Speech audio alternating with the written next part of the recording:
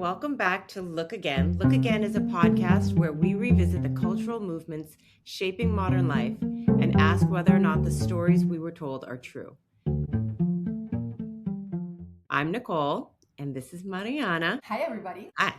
Today, I thought we would talk about Gilmore Girls. And we actually, fun fact, when Mariana and I were first talking about doing this, the reason we wanted to do this in the first place was because I said something really crazy about the Gilmore Girls. Let's start with just what's the stories we've been told about the Gilmore Girls. So, Mariana, what was your impression or the story that you felt you had been told about the Gilmore Girls before we analyzed? Yes. So, yeah, just on first impression was that Gilmore Girls is about a mom that somehow manages to become her daughter's best friend and be able to raise a daughter that is a good person, that gets into a good school, that has a good life. And the mom also has a good life. So I think we had a lot of stories of moms educating daughters. And this one turned that on its head because it was like, we're going to educate through friendship and we're going to be best friends instead of a typical mother daughter relationship. Yeah. I remember watching it the first time and thinking this was such a positive example of mother daughter relationships. And I've been rewatching some important episodes in preparation for this and thinking there is a lot that's really wonderful about it. Like they have a very adorable dynamic. It's great to see a show where one of the main characters is a young girl who's not slutty or, sleeping around. She's, very modest. She's very serious. She doesn't care about, the social pressures and stuff like that. She wants to go to Harvard. All the women in the show, I mean, there's some kind of mean girl bullying and stuff when Rory is in Chilton, the high school, but she ends up becoming best friends with the girl there. And, the women are really supportive of each other. There's a lot of really positive female examples in the show in general, I think. And in particular with Lorelai and Rory, right? Like I watched the show the first time and thought, I want to have this with my daughters. I want to watch movies and eat junk food.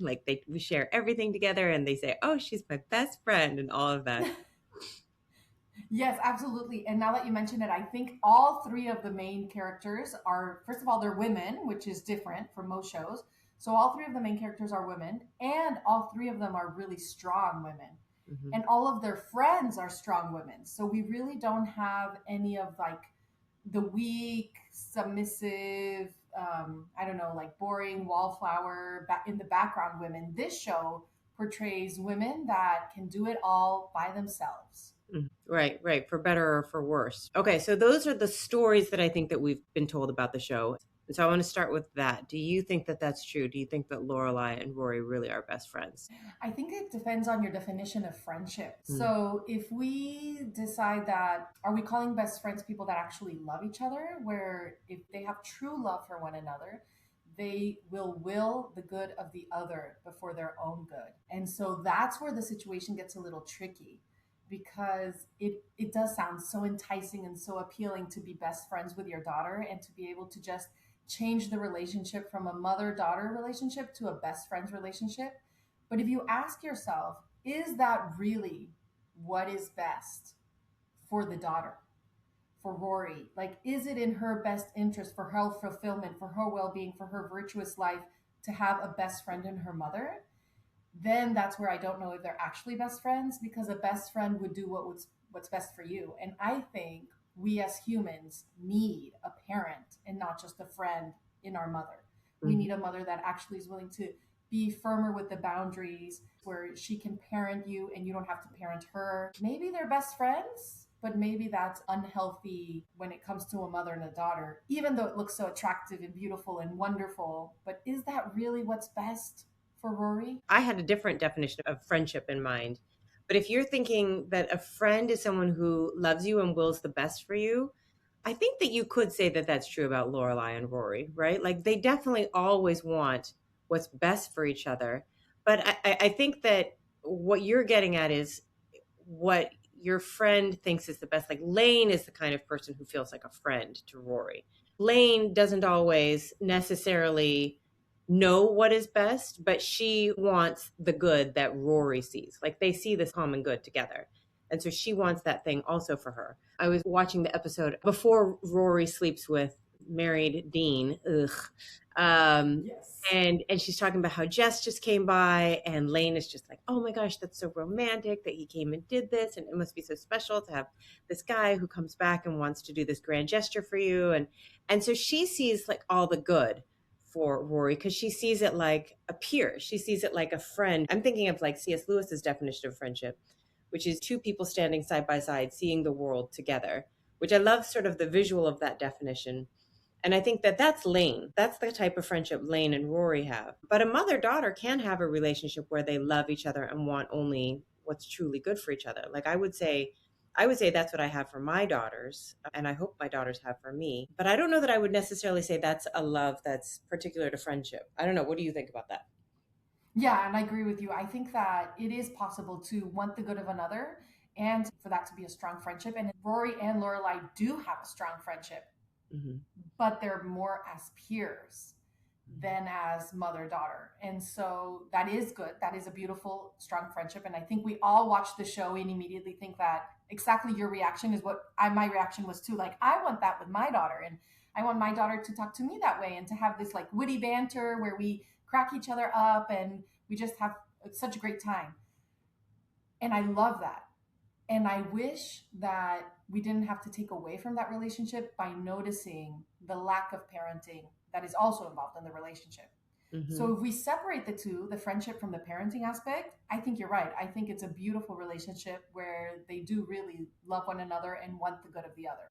Yeah. But I think the key word there, the problem in their relationship is you're not a peer to your child. And so when Rory does get into trouble, like the whole thing with sleeping with Dean, Lorelai has to come down on her. Or when Rory gets in trouble and leaves Yale for a year and is hanging out with Principal Logan. and gets into all that trouble and steals the yacht. Um, Lorelai, it's funny. I was watching it again, and I feel like I went through a period where I thought they were wonderful. Then one of Lucy's, my daughter's really good friends, came over and said that they had a horrible toxic relationship, and I thought, how dare you? And I did not like that for a long time. And then I realized, right. And then I thought Lorelai was just a disaster, and I couldn't stand her. And now rewatching some of the important episodes for this, I watch her, and when Rory messes up, I think, gosh, Lorelai does make some good points. Like when she's parenting, when she's actually parenting Rory, she's good. She's smart, exactly right. Like when she calls her out on the situation with Dean, she's exactly right. Like, does he have a lawyer? Have they already gotten a divorce? Has he packed up his stuff? Has he moved out? No, then they are not divorced. And you have Mhm. slept with a married man. And she's doing something that I think is incredibly hard. Most mothers don't want to have that difficult conversation with their kids. And it's a necessary, difficult conversation. But at the same time, that's not a friend, you know? Yes. And this show just actually made me think, I was thinking about it today, and I kind of think you can't be best friends with your daughter. I don't think you can. At least Tell not. me more. I mean, when they're living in your house, you're always going to have that obligation, right? You're always going to have that duty to parent them. And I'm not a friend to you if I'm parenting you. I'm a friend to you if I say hard things to you, but it is not there's no sense of my duty or my obligation towards you the way that there is, I think, with a mother and a daughter. And even with your grown kids, I know, like, if you're one of your kids is going through something difficult. I had something recently with one of my adult children, and I had to say something really difficult to that person. And it was the kind of thing where I would not say that to a friend, but I say that to my grown child, because even though they're grown and they're not in my home, there's still a relationship and an obligation, as a parent child, even if it's a grown child, that you don't have in a friendship, and it's almost inappropriate in a friendship, right? I don't know. What do you think about that? Yeah, and I was just thinking about how we know that rules without relationship breed rebellion. So all parents should have a foundation of friendship with their children where there is this love, this understanding, and this kindness. Where is the line where my friendship is leading me to be too lenient, too much of a friend and not a parent? And Mm-hmm. where is the line where my parenting is leading into only parenting and not friendship? Mm-hmm. And interestingly enough, I think we have both examples in Gilmore Girls because Lorelai has this relationship with her mother where her mother seems to be all rules and no relationship. And it almost seems like Lorelai's parenting of Rory is in reaction to her upbringing. Mm-hmm. And the pendulum swings, both are extremes. Like both the way Lorelai and her mother are is one extreme where there's no friendship, no relationship. She doesn't know anything about her daughter, but she does do the parenting, that obligation that she has. She definitely fulfills that every minute of every day. She's telling Lorelai what she's doing wrong and how she wants her to do it differently and how she wants her to sit this way, date these people, go to this school, talk this way. She's trying to parent her, but because there's no relationship, you see how that backfires and it doesn't work. Mm-hmm. But then when you go to the other extreme and you see, I mean, between the two, we can debate about this, but I prefer Lorelai and Rory because they have such a strong foundation of loving one another. But they are two extremes. And Mm-hmm. I think the example you just had with your adult child is that kind of the middle is what's best, is to have this loving friendship where you watch movies, where you do fun things together, where you cook and you laugh and you understand one another and you enjoy each other, but that never makes you forget your obligation. Mm-hmm.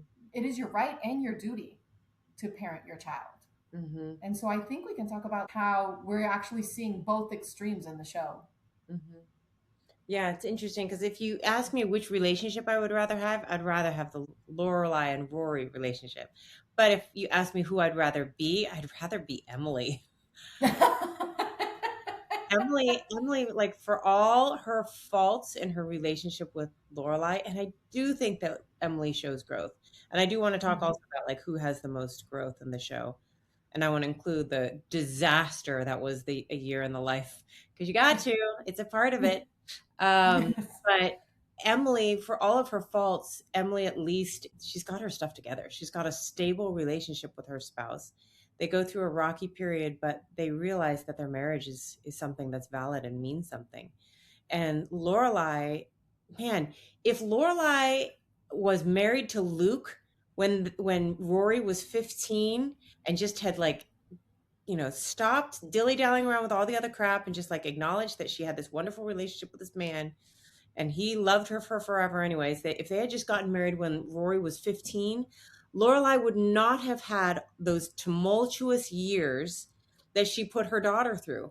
And the ridiculous thing about that in my mind also is the show starts with Lorelai hasn't dated up until Rory was 15 because she wanted to protect her daughter from, just a series of men coming in through the house. And then the years where Rory is the most aware of, her sexuality and dating and hormones, suddenly she sees her hot 32-year-old mom hooking up with like a line of guys and being a disaster every time she breaks up with them. Like leaving Max at the altar less than 2 weeks before they're supposed to get married, who's a really good guy and who is Rory's teacher. Oh my lord. And she handles it in the most horrible way. Like I was thinking about it. And the only reason we're sympathetic, and everyone's sympathetic to Lorelai when she breaks up with Max, like, oh, poor Lorelai. Yeah, we'll spread the news. Oh, this is so sad. I feel so bad for you. If Lorelai was a man, oh my gosh, we would hate the character Lorelai. We would think, what a jerk. Just walk out on her to no word, nothing. Just go on a fun road trip. We would think he was a pig. Which Oh, makes yeah. me think, are we supposed to think that the feminist ideal is women behaving like shitty men? Because I hope that's not the ideal. That can't be right, right? And I also wonder what you think of like a conversation I recently just had with my grown adult daughter is at what age do we stop protecting them Hmm. from our life? Like from so I feel like ever since my kids were little, I hid a lot. Like the disagreements between my husband and I, or if it was even bigger, like if there was a fight, or if I was really sad one day, I protected my children from that. I never shared it with them. I hid it. I don't think they ever, saw disagreement. Kind of the same thing that Lorelai did for the first 15 years. Like, I'm going to protect you from not seeing me dating, from not seeing me break up, from not seeing me hook up and sleep with this guy and then meet another guy at the bar. What? I said you shouldn't have done that, Mariana. That was so terrible. I wanted to tell you, but I'm only your friend, not your mom. So And so I kind of think, and especially now that you said the same thing, that you have your adult child, that you brought yourself to say something, like at what age do we transition? Like, what would have been the correct age for Lorelai to transition and be like, you know what? Now that you're grown, now that you're mature, I actually can share more with you. You actually can see a little bit more of the reality of the messiness of life that I was hiding from you. Like, do you think there's ever a point in which we should allow our children to see more of the messiness of the real us, of the dark side? Or do you think we have this obligation to always protect our children, no matter their age, from the messiness? My short answer is no. I don't think we always have an obligation to always protect them. So there are some things I think that we discuss earlier with our kids than we would necessarily think to discuss with them. So, for instance, I know that Al-Anon suggests if you are married to an alcoholic, that you talk to the kids honestly about your spouse's struggle with alcoholism. And the reason they say you do that is because part of the reason that this thing is perpetuated through the generations is because the alcoholic has all the power. They're the one who creates the chaos in the family, and then the spouse is always trying to protect and hide and make sure everything looks like it's okay. But the kids sense the struggle and they sense the power dynamic, and they subconsciously want to be the one who has the power. This is what they say in Al Anon. So instead of hiding the thing that everyone already sees and is reacting to, call the thing out for what it really is, right? When you call something out, it ceases to have a power over you. I don't know exactly at what that age that would look like, but similarly, a friend of mine was telling me they've got very toxic in laws. And they were telling me about how they had to sit down their kids and talk to them about, this is what we believe, and they believe something very different, and that's why you're seeing this tension. So I think when there's something going on that's affecting the family, that the kids recognize that it's happening, you have to have a conversation about it. If you try and pretend it's not there, if the kids see that it's there, there's no point hiding it. They already know that it's happening. But I don't think that's what Lorelai was doing. I think she was not permitting herself to behave in behaviors that would be detrimental to Rory. So she says somewhere in season one that she was not dating. She had not dated for 15 years because she wanted to be really present to Rory and not introduce that element into Rory's life, which I think was a lot of maturity and wisdom on her part. But then the funny thing is then you see her in these relationships and she's just so bad at the breakups. She's so good at advice. Like there's the episode where Rory and Dean break up because Rory can't tell him that she loves him. And Lorelai keeps telling her, you need to let yourself feel it. You need to let yourself wallow. Like it's normal to feel those things. And Rory keeps wanting to ignore it. And then Rory goes off to a party and Lorelai goes over to Max's house, whom she broke up with, and hooks up with him. It's like, well, you had that great advice, let yourself feel it, but how did that benefit you? You did something that was a total freaking disaster.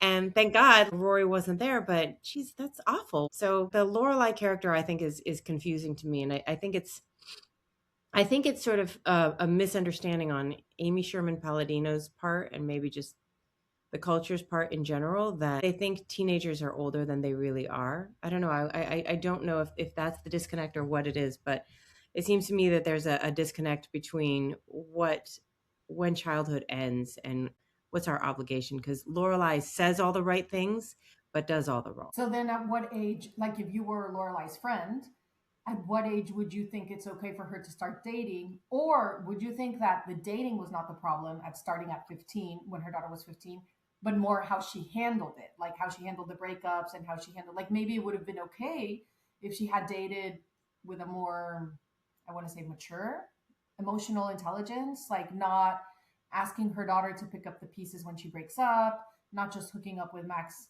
who she had broken up with, not just leaving him 2 weeks before the wedding. Like, do you think if Lorelai would have handled it with more maturity, your 15-year-old daughter is old enough to see you start dating and break up and date and break up? Or do you think not at all?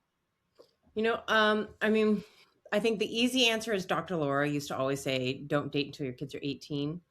I think that's the easy answer. I think the more nuanced answer is if she could have just resisted having premarital sex. Like when Rory sleeps with Dean, Lorelai says to her, ideally your first time would have been in a retirement home. Um, and it's a funny thing to say, but at the same time, like, she recognizes this opens a whole, box for Rory that creates a lot of chaos in her life. There's the wisdom of the church that there's a reason why we should avoid sex before marriage. I think that it would have been really beneficial to model to Rory, if she wanted Rory to wait, if she had also waited and she had had relationships with men without letting it become sexual. And I know that's potentially controversial, although nowadays they say in all these studies they're saying nobody's having sex anymore, so maybe it's not controversial anymore. But to me, she would not have been such an emotional disaster if she had actually just like gotten to know these men and had relationships with them as equals, which is, what you would want, especially from such a strong, independent woman, a relationship with him as an equal rather than objectifying herself and him. That's what I And think. at the same time, I was thinking about like what you said that Dr. Laura said, just wait until they're 18. And I was thinking, I have a friend that lives nearby and she's a widow. So her husband died. So it's not like Lorelai's situation is a little bit different because she was teen pregnancy and etc. But here, her husband passed away Hmm. and she still has little kids, 5 and 7 year old. And she's a good person, Hmm. and I think she'll be, living within the parameters, the wisdom of the teachings of the Catholic Church of not having premarital sex. But I don't think I would advise her to wait until her kids are 18, Hmm. when right now her kids are 5 and 7, and there's good guys out there, and she's a good person. And so I kind of feel like if you add the dimension of the way Lorelai was living it out with premarital sex and hooking up and back and forth and even sleeping with the guy with Rory downstairs, that's different. But what if it's not that? What if it's just, our friend that her husband passed away from cancer and now her kids are 5 and 7, and would you still recommend, like, would you still take Dr. Laura's advice? No, and that's why, I mean, I think that Dr. Laura's answer is an easy answer, but I also have a friend who is a widow and had lots of children, and her husband, passed away from cancer, and I was helpful in introducing her to her now spouse. But again, that's why I think the distinction it's a more nuanced answer than just what Dr. Laura says. And I don't know if Dr. Laura is only speaking to people of divorce. I don't remember exactly what she says. I just know that always rung in my ears. But I think that when you've got small children, if Lorelai had behaved the way your friend, I'm sure, behaves, or the way my friend behaved, then it's a completely different thing. I think it's you're missing something to think that you can have sexual relationships and have it be just another fling, another thing that you do. And even on Gilmore Girls, which is, I think, a very attractive feminist show, it shows women in these really strong, admirable positions in lots of ways, but it's also very honest in a way, because Rory tries to have a purely sexual relationship with Logan, and she can't. She wants a commitment from him. She's on the floor drunk and crying and telling her mom, "Why doesn't he like me? Why doesn't he like me?" Which is so much more. It's funny because I look at that and I think, why is that better than just preserving yourself until marriage? Right? Like, that doesn't occur. And I think the show identifies it intentionally or not, but they're showing that that's not the strong woman's position, right? But it's a very human position.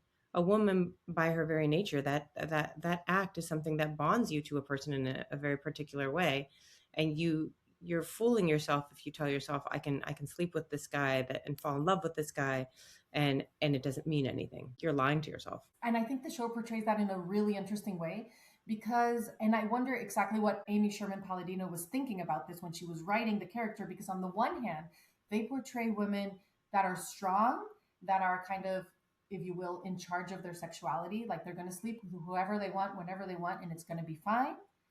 And at the same time, she very honestly portrays the negative consequences. Like she does portray Lorelai getting pregnant as a teenager, and it's not just like, oh, nothing happened. And she does portray, just like you were saying, like Rory brokenhearted when Logan is, with somebody else, and she's thinking that it's just going to be physical. So what is the show actually telling us? Like, is this show kind of implicitly arguing that Hmm. even if you're a strong female character, sex will have a consequence on your emotions, whether you want to or not? and it can have unintended pregnancies? Or is the show telling us the opposite, that, oh, look how Lorelai's living her life? She sleeps with Max, she sleeps with Luke, she sleeps with, her ex, the father of Rory, and it kind of looks like nothing's happening? Or is the show actually telling us, no, this is a strong female person, and even this strong female, independent woman is still going to end up on the floor crying if she plays with fire? What do you think Amy is trying to tell us? So I remember reading somewhere that Flannery O'Connor said that when she writes her characters, she just tries to write from what she knows, and she tries to write them as real as possible. And I wonder if Amy Sherman Palladino, just the story became something so vivid to her that this just felt like the natural reaction. So less about her trying to send a message and more just the characters became very real, and she wrote the way Flannery O'Connor says you're supposed to write. She wrote what occurred to her as natural and real for these characters. But it is kind of an interesting thing, because it does make you sort of wonder what's her mindset about this. But I do think if we're going back to our idea with this show, I don't think that this is something most women, when they watch this show, I don't think it's something they wrestle with, because I think that there's so many mothers and daughters and sisters who watch this show so much. I have a very, very dear friend. Her 14-year-old just had this big slumber party. She's 14, and they all just rewatched Gilmore Girls again because it was leaving Netflix. And that was actually what sort of sparked my interest in having this conversation with you, because it just it occurs to me, this is actually a really kind of a terrible show in a lot of ways. And yet we just like the frog in boiling water, because these are good Catholic women. And I get it. I love this show. Like the banter is so charming. The love stories are very charming. You get really caught up in it. And it's really well written. But it's also promoting things that are pretty terrible. So my hot take was, it would be better for you to sit and watch The Sopranos with your daughter than to watch this show. The Sopranos gives you a realistic view. They are clearly a toxic family, or like Breaking Bad, clearly a very toxic relationship. There's no hiding it behind but they're so cute and they love good music and they can eat anything and never gain weight. It's so funny. Ha ha ha, they're words. Ha ha ha.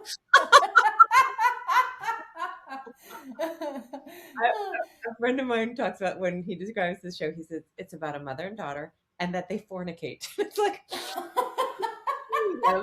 kind of.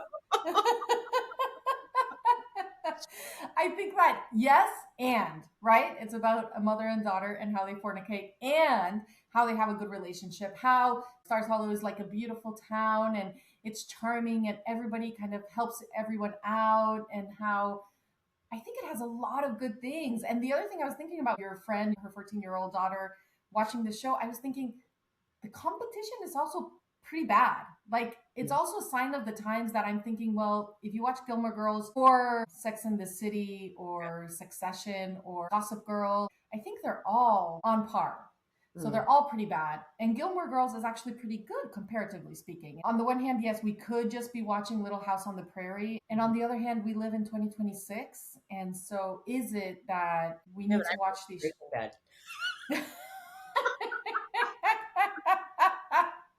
I didn't say Little House. I said Breaking Bad and Sopranos. Although lots and lots and lots of caveats around Sopranos, because there's a lot of disgusting sex in that show. You gotta fast forward a lot. Just a heads up, ladies. Just but obviously, if I invited, let's say your 14-year-old daughter to a sleepover at my house with my 14-year-old daughter, and then you picked her up the next day and she's like, oh, so what'd you do at Mariana's house? And your daughter's like, oh, well, we were watching Sopranos and Breaking Bad. You would not be like, that's great. If she tells you we watch Gilmore Girls, you'd be like, oh, that's a cute show. I know, that's really nice. Isn't that funny? I actually think, I don't remember everything. And there's one or two scenes in the first season in succession. But that's another show that I think, yeah, there's bad language, but otherwise, is it really that bad of a show? There's not really a lot of sex. The sex that is in there is disgusting, but it's one, you see him masturbate, and there's a couple of gross conversations. But, there is a picture of a man's private parts, but otherwise, fine, otherwise. But if she came home and said, oh yeah, we watched season 2 of Succession, I'd be like, what? Yeah, it would be shocking and terrible. Yeah, I'd rather my kids watch Gilmore Girls than any of those shows. And maybe I'm over exaggerating the mistakes of Gilmore Girls. In my mind, there's a problem when things or persons or characters become endearing to us and we gloss over serious sin. And I think there's serious sin in Gilmore Girls. It's a part of the problem in the culture today, right? That's not even considered a serious sin. That if you suggest people wait until they get married, people are shocked, like you said, like you should probably try killing your grandmother. Like it's like on par with that. People are so shocked by that. They can't even believe it. It's a contributor to the degeneration, I think, of our culture. Honestly, I think it's a contributor to the over sexualization of women in a lot of ways. Like, because this is a show that's supposed to be how powerful women are, but Lorelai is a complete disaster at the end of every relationship she has. She doesn't just wallow, she is a mess. She is a hot mess, a total disaster. And when her relationship is falling apart with Luke, who loves her, she can't even freaking have an honest conversation with him about it. It's a strength in a very superficial way, it seems to me, but a complete lacking of strength and self respect in a much more deep and powerful way. And I think that that message becomes subtly imparted to our young women when we let them watch the show and we treat it like it's something harmless. At the same time, having the opportunity to watch a show that is so cozy and friendly and warm and welcoming and inviting, and like that, we're okay with the 14-year-olds watching it. Like you said, if you pick her up from a sleepover at my house, oh yeah, you watch Gilmore Girls at Mariana's house, that'd be fine. You watch Succession at Mariana's house, you'd be outraged. So it allows us to Now I have was this outraged about Gilmore Girls. Go ahead. Just it allows us to have this show that is warm and cozy, that allows us to open up the door to these type of conversations with our daughters, which Mhm. I think is an advantage of Gilmore Girls over the other shows, because I don't have to watch the graphic ugliness of like Sopranos or Breaking Bad to have the conversations. I can watch something that's much more milder, like Gilmore Girls, where we can enjoy 90% of it and then have an open and honest conversation with my daughter and her friends and her the younger siblings about the other 10% of what they're portraying. And so on that side, I actually really appreciate Gilmore Girls giving us that opportunity to say, you know what, we're going to watch a fun show, and then we're going to have the opportunity to talk about it afterwards and talk about what we liked and didn't like and what they're portraying and what they're kind of hiding in the coziness of Stars Hollow. This is going back to another conversation that we had where a friend was saying if you were eating a steak dinner and you knew that there was like 5% of it was rat feces, would you still eat the steak dinner? Usually I think like, well, I don't know. I eat ballpark hot dogs all the time. I'm pretty sure there's rat feces in there. Um, um, I guess I would have to think about that. But there's a part of me that thinks, how well would that conversation go? Because on the one hand, you're right. It is very sweet and it's pleasant to watch. And so it makes it pleasant to watch with your daughter. But is it really opening the door to hard conversations? Or is it just making it more difficult for them to see the validity of your point? Because Lorelai is so charming and Rory is so beautiful, and so it's sin wrapped up in a very sweet and lovely bow. And so I don't know that I buy that that is a better thing to watch. And full disclosure, I'm going to watch this horror movie Obsession with my daughter this weekend. Although, to clarify for our listeners, Nicole's daughter is much older, Yeah, just to she's. clarify. But But she's not 14. We're not talking about watching Obsession with a 14-year-old. I would watch it with a 17-year-old. I wouldn't watch it with a 14-year-old, but I would watch it with a 17-year-old because Bishop Barron wrote something really interesting about it and how it deals with difficult topics around love and sex. It's a horror movie. Looking back, now that my daughters are grown, I sort of wonder, should I have watched more movies with them that taught the messages that I wanted to teach them, not in a pleasant and lovely kind of way, but like in a like, this is the horrible thing that's going to happen if you do this bad thing. You get in a car with a boy and rapists will come and they will, whatever. Demons will show up. Those are horror movies of the 80s. Like the girls who had sex in the horror movies of the 80s, they died. The psycho killer monster killed the slutty girls. And the pure girls always survived till the end. That was the 80s message from horror movies. I mean, it was But a stupid message. It's stupid. It's not true. That's not what happened. I think it's easier to educate out of fear than out of Yeah. love. So it's much easier to try to scare them Mhm. into behaving than to convince them that out of love for themselves and for one another and God, this is the way we're going to behave. I think the fear doesn't hold. Eventually, you find out that the people that sleep with somebody else are not the horrible people. You know what I mean? Like the horror stories, you find out that that's not true. Mm-hmm. Whereas if you can convince them out of love, this is for your well being. Like, this is where you will find fulfillment and joy in this life and the next. You and I are convinced. So it's not something crazy. You and I are convinced. We're very smart, we're very intellectual, and we're both convinced. Mm-hmm. So I think that if we could convince our daughters with that. I think you're right. And I think Gilmore Girls isn't the thing that's going to convince them of that either, you know? Which And so again, horror movies isn't a good analogy, but you know, maybe this movie Obsession, it's hard for me to say because I haven't seen it yet. I just read Bishop Barron's review of it. That does make me think it's not so much necessarily fear that we want to lean into, but honesty, right? So part of the problem, I think, and I think that's where I'm coming to in this conversation is my problem with Gilmore Girls is I look at the fruits of Gilmore Girls and I see mothers and daughters watching this show like it's perfectly harmless.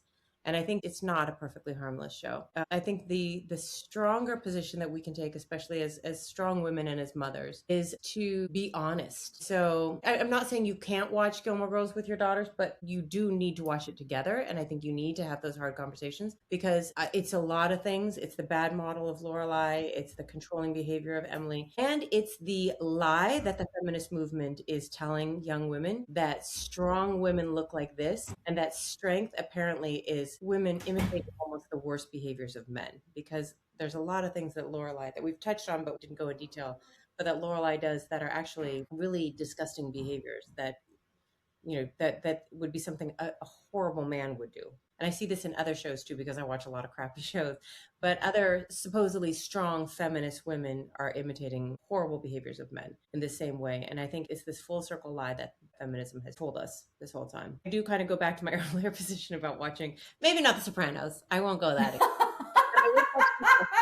gonna watch Obsession, and I would watch Breaking Bad with my girls. I think the thing that's true about all of those, maybe not Obsession, I haven't seen it yet, but it's a horror movie. But the other two, it's showing something really terrible, but very clearly. And I think you can have interesting conversations about Gilmore Girls, but you can also have really interesting conversations. And it's almost like more in your face with Breaking Bad and Succession, and for those terrible people who watch Sopranos. I actually wanted to ask you, like, what do you think is the greater teaching opportunity? Listening to you, I was thinking when I watch, if you watch Breaking Bad with your kids, or you watch Sopranos, or you watch Obsession, the horror movie, that one, like you pointed out, it is so clearly evil. What is actually the greater teaching opportunity? Is it watching the show that's so clearly evil that you actually don't even have to say anything? It's just, see, it's evil. Or is the greater teaching opportunity watching Gilmore Girls and say, okay, we're going to watch this show that is wrapped up in this beautiful bow and we're going to dissect it. And that's where you're going to learn to criticize your environment, to see the morality behind acts that can look good, to talk about the feminist movement and what is the good behind it and the bad behind it. Is it more of a teaching opportunity between mothers and daughters to watch a show like Gilmore Girls than it is to watch Breaking Bad? I disagree. And I think the evidence is all the podcasts that are about Gilmore Girls. If you listen to those podcasts, it is few and far between that you find really intelligent conversation going on with regards to Gilmore Girls. Granted, I've only spent a couple hours, but I have listened to the most popular podcast about Gilmore Girls. I've read a lot of articles about Gilmore Girls. There's very little intellectual depth with regards to the viewing of the Gilmore Girls. There's a lot of discussion and analyzing of Sopranos, Succession, Breaking Bad. And in fact, I'm having a watch party for Obsession this weekend. I'm having some people over because I want to watch it and I want to talk about it. So I think that it's not necessarily the case that those other things lend themselves more, but I think the evidence seems to indicate that Gilmore Girls, there's not a lot of potential for great conversation. I don't know if it's because there's just so much love, it's harder to see it, or if it's just the majority of the audience isn't wanting to think about it that deeply, or what. That's my knee-jerk reaction, I think, to that. It really just leads me to think like, okay, Gilmore Girls doesn't have that type of conversation behind it, only because people have not taken the time to look again. Maybe it would be the kind of thing where we should try and have that conversation with our daughters, and just see. And that's the thing too, is I think there's a question too about if you're willing to rewatch something, is that an indicator that this is something worthy? And I don't know about that either. Although I will say, like just off the top of my head, I think Schindler's List is a fantastic film. I never want to see that movie again. Not because I think it's a piece of crap, but because it portrays something so realistically that is so unbelievably difficult to see. Same time, I would also ask you, like, where do you draw the line? If Gilmore Girls is not a good show, we shouldn't watch it because it's showing us sin wrapped in cozy warmth. Where do you draw the line? Because I was also having a conversation with a friend that she doesn't allow her kids to watch a lot of the Disney movies because they have a terrible message. The families in the Disney movies are all dysfunctional. The mothers are evil. Like, for example, the Little Mermaid, she goes against her parents, her father's wishes, and she, kisses this prince that she's never spoken to. And it's all about like her body language. And so, where do you draw the line? So, are we not allowed to watch, like, is it also evil to watch Disney movies? So first of all, I wouldn't say that it's evil to watch those things. I wouldn't say it's evil to watch Gilmore Girls. I want to say it's an imperfection. I think there are better things, and I think there's better uses of our time. And in fact, honestly, like we don't have to compare Gilmore Girls to Little House on the Prairie, which, to be perfectly honest, I think that show is also a piece of crap, quite frankly. I did not like that show even when I was a kid. I thought this is so freaking boring. Who watches this show? The books are charming. The books are charming, but the show is just ugh. But Same. you know what? Watch or read Jane Austen together. There's the Bronte sisters. I think that not the new Wuthering Heights. That's such trash and not even accurate. But go back to the originals. Read the original Little Mermaid. Like that's a beautiful story about selfless and sacrificial love. But I'm giving a talk at Fiat this year about all the virtues a woman should aspire to can be found in Pride and Prejudice. I think that those are books I think are worthy of reading and rereading. And those are women who are intelligent and strong and live in a time when there weren't a lot of options for women, but these were women that were admirable women, and they saw their character based more in the virtues and the strength that they had versus the amount of money that they made or the number of men that they could sleep with. My problem with shows like the Gilmore Girls is it's a message that you start to soak up like a sponge, and you start to think like, it's not that bad. I'd rather have them soak up models that were really good and interesting and intelligent, like Elizabeth Bennet. I love that take. Yeah. And I think that the most important thing is what you said, that Elizabeth Bennet character is measured on her virtue and not on this other stuff that the Gilmore Girls are giving us as measurements. Yay. So we came to the same conclusion. Hooray. Exactly. This is a really fun conversation. So thank you so much for joining us, everyone. And we will see you again in a couple of weeks. This is Nicole. And this is Mariana. And don't forget to look again.